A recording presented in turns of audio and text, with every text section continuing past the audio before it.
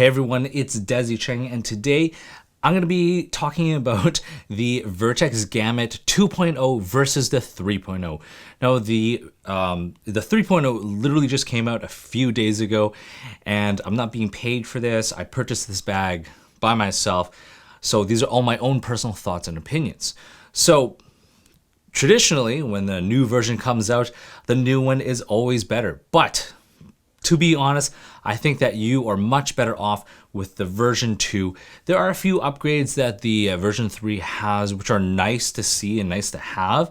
However, they took away a couple things which I feel like are deal breakers, especially for me. So I'm a dad, I got 2 kids who are 2 and 4, and so my EDC backpack isn't so much a survivalist, outdoorsy, military backpack. It's more of an everyday carry that can carry a camera and some dad stuff with some extra clothes in there, dual water bottles for my kids or myself.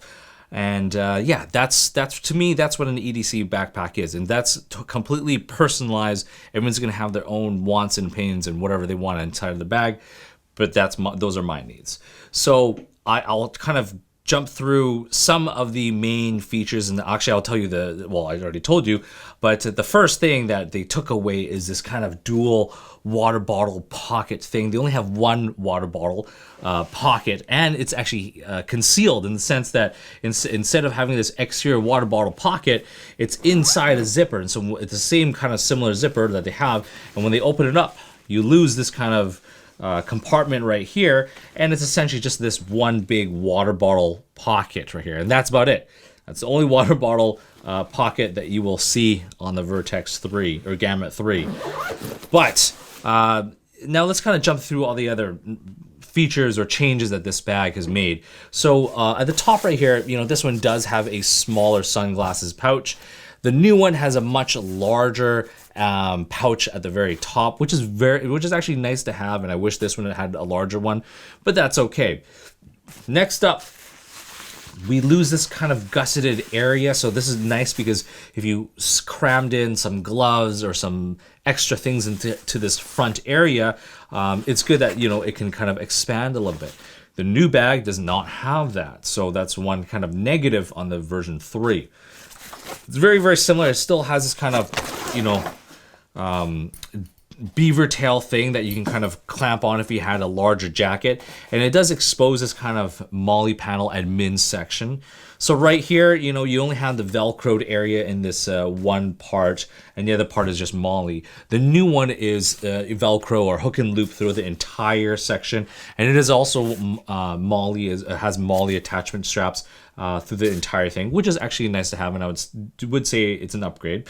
And then it's the same thing where you can kind of tuck away this beaver tail up into here, so you can kind of conceal this kind of flap right here. And that's essentially it for this kind of admin section. The other change is on the back side. The straps have been totally redesigned, and also the back panel. The back panel doesn't have this kind of same neoprene material. It's made into a little bit more of a 3D thing. Now I haven't tried it, so I can't tell you if it's better or not, but they did say that it's going to improve on the airflow of the back panel, so it's not going to get as hot. The other thing that they've changed is this kind of rapid access grab tab, which really, it's great because you can just kind of grab it and just open your zipper really, really fast. And the thing that they made is that you can actually detach this and attach it to any zipper on the bag. So if you want it on the front, you can totally have it on the front. And the other thing that they've kind of changed is just the depth, the overall depth. So this is the same, but they've kind of increased the depth to about by another ½ an inch. So if you did have larger things in your concealed carry compartment, you can totally do that now. So now let's jump into the main compartment. So I just have a sling bag right now with my camera, so I'll leave that over there. Now, this is they've improved or changed the laptop compartment right here, but I think the big change is right here. So I love having these two zippered pockets right here. It just kind of divides it up. Like I got snacks in here, I got Band-Aids and other things in here. But the new bag, they've gotten rid of this and made it into just the hook and loop Velcro part right here. So you'd have to purchase an additional accessory pouch or whatever it is to kind of slap that on.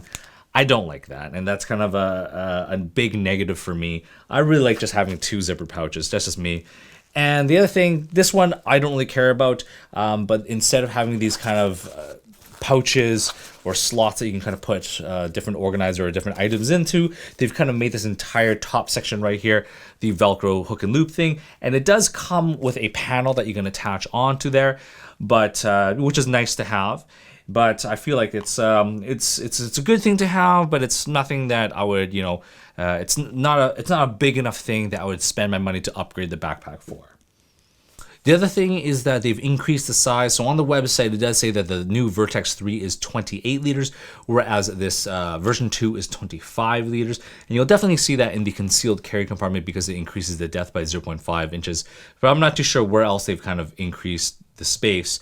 The other thing that I don't like about this bag, which I'm not too sure if the version 3 does, is this bag, no matter how you have the weight distribution, it will not stand up on its own. It's just going to kind of flop down.